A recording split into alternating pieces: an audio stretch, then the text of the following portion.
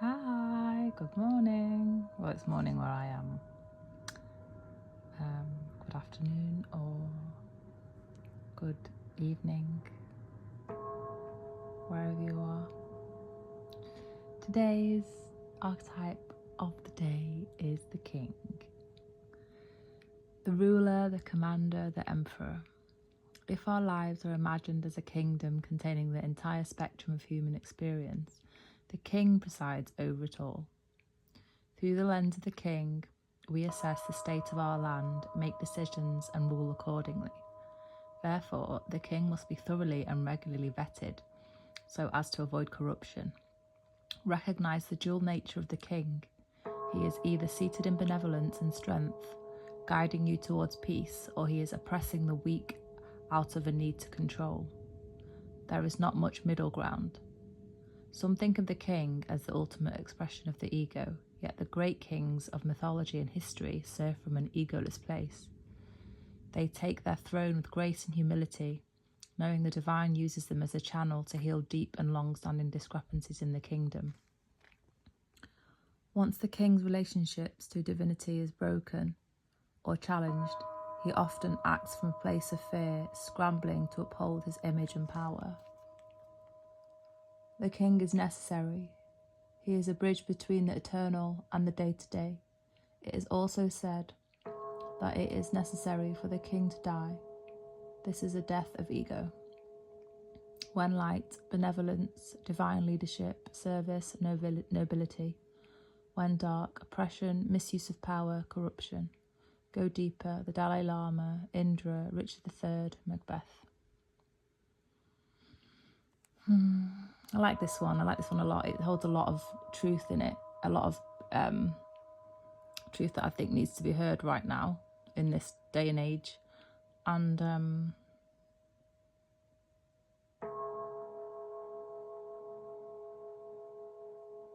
from a feminine perspective as well, that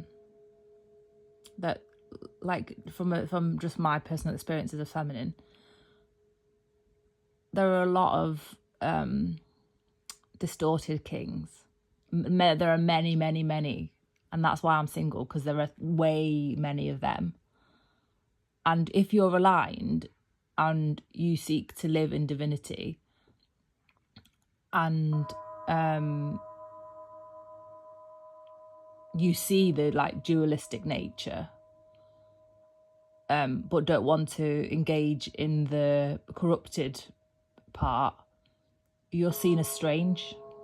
And that's what leaves like genuine, like, you know, a healed and aligned feminine single, because there isn't really any matches and everyone just copies each other and thinks that the distorted one is the normal because there's more of them, and then therefore there's no growth because everyone thinks they're right. So there's just within the group there's no growth. There's just keeping the status quo, which is, you know, perpetual corruption. And actually the most challenging thing to do is to look at yourself and go inwards and let yourself die to yourself, keep dying to yourself, keep becoming the best you. And that's what for me, that's what Jesus is a symbol for. Jesus did not get crucified. Jesus had many awakenings in his lifetime. He had many awakenings.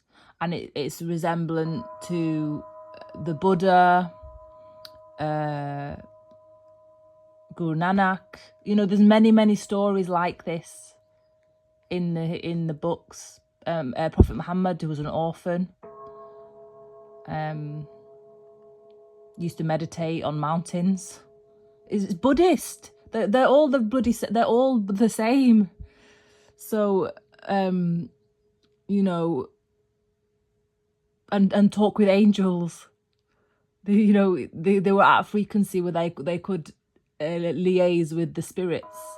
But these days, if you say things like that, you get accused of having schizophrenia or, you know, some sort of concoction that's been thought about from the constructs of the mind, rather than actually from a soul, beginning from a soul perspective.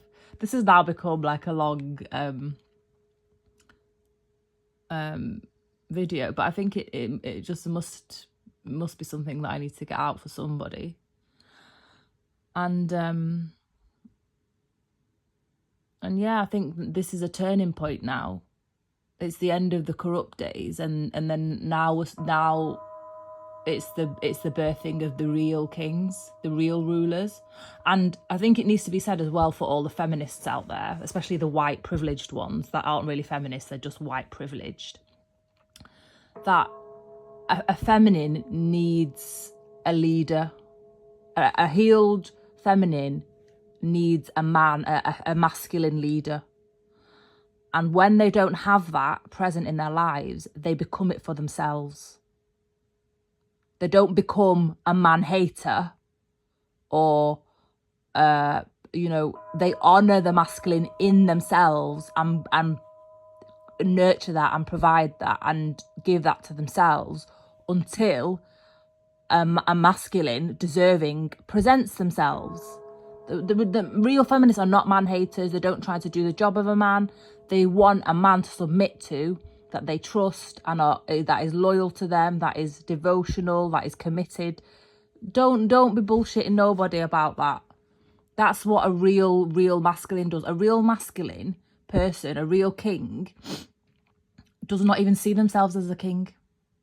Really, they don't. They allow a feminine to become the fullest expression of themselves in their presence, and they nurture their dreams. They nurture them. They nurture their prosperity. They help them get stable. They do all the healthy masculine things. So, and they get a feminine out of having to do that for themselves, so the feminine can be more aligned with God. Anything, no one can tell me any different. I've had many experiences over the last 10 to 14 years to get me to this point and this realization point.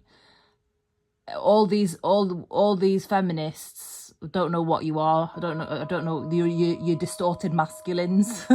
That's what you are. You're actually a manifestation of what you claim to be against.